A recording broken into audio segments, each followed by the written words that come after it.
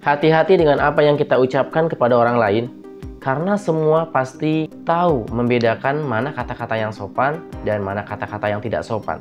Tapi tidak semua orang peka untuk memakai rasa terhadap kalimat-kalimat yang diucapkan kepada orang lain. Misalnya, kamu bertanya kepada temanmu yang kebetulan kerja di sebuah toko, berapa gajimu sebulan kerja di toko? Temanmu menjawab 1,5 juta rupiah. Terus kamu menjawab lagi, cuma 1,5 juta, sedikit sekali. Dia menghargai keringatmu, apakah cukup 1,5 juta untuk memenuhi semua kebutuhanmu? Dan sejak saat itu, temanmu mulai membenci pekerjaannya.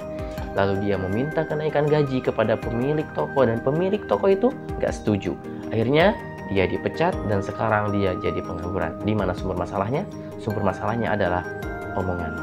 Ada sebuah arisan, lalu pada saat arisan itu, salah satu anggota arisan itu bertanya, kenapa rumahmu sempit sekali padahal anak-anakmu banyak di sini?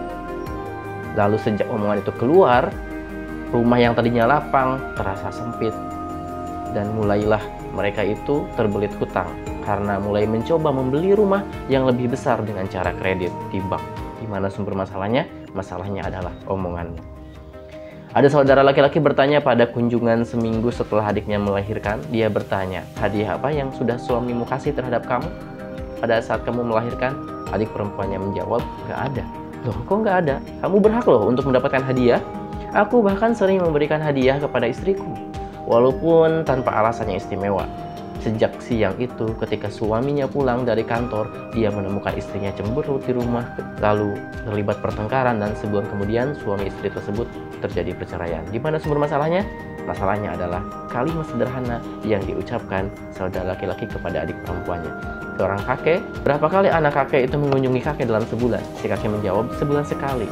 Yang bertanya kembali menimpali, wah keterlaluan sekali anak-anak itu. Seharusnya mereka mengunjungimu lebih sering. Dan saat itu juga hati kakek mulai menjadi sempit.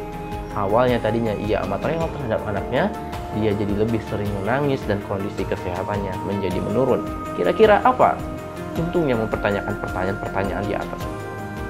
Wajah yang kotor tidak akan pernah menyakiti seseorang, tapi lidah yang kotorlah yang bisa menyakiti hati seseorang. Maksudnya baik, tetapi tidak sengaja menyakiti perasaan orang. Maksudnya mengingatkan, tapi justru merendahkan kehidupan orang. Maksudnya sudah benar, ingin menasihati supaya dia mau berubah, tapi yang dilakukan dengan cara yang keliru, kata-katanya santun tapi sangat pedas dan menyakitkan, serta tidak ada empati sama sekali. Lidah itu sangat kecil, tapi bisa punya peran yang sangat besar untuk bisa membuat masalah baru. Dan tanpa sadar, masalah itu bisa berlarut-larut, mengancam hubungan persaudaraan, pertemanan, bahkan persahabatan yang ada. Ilustrasi menarik, kamu kehausan. Kamu minta tolong untuk mengambilkan air mineral kepada temanmu. Lalu teman pun mengambilkannya dan melemparkan ke mukamu. Kira-kira kamu bakal marah atau tidak? Pasti bakal marah. Omongan temanmu yang butuh masukan, tetapi engkau memberikan kata-kata yang menyakitkan. Tadinya ingin akrab, tetapi tanpa disadari, niat yang benar tetapi dengan cara yang salah akan menghasilkan sebuah masalah yang baru.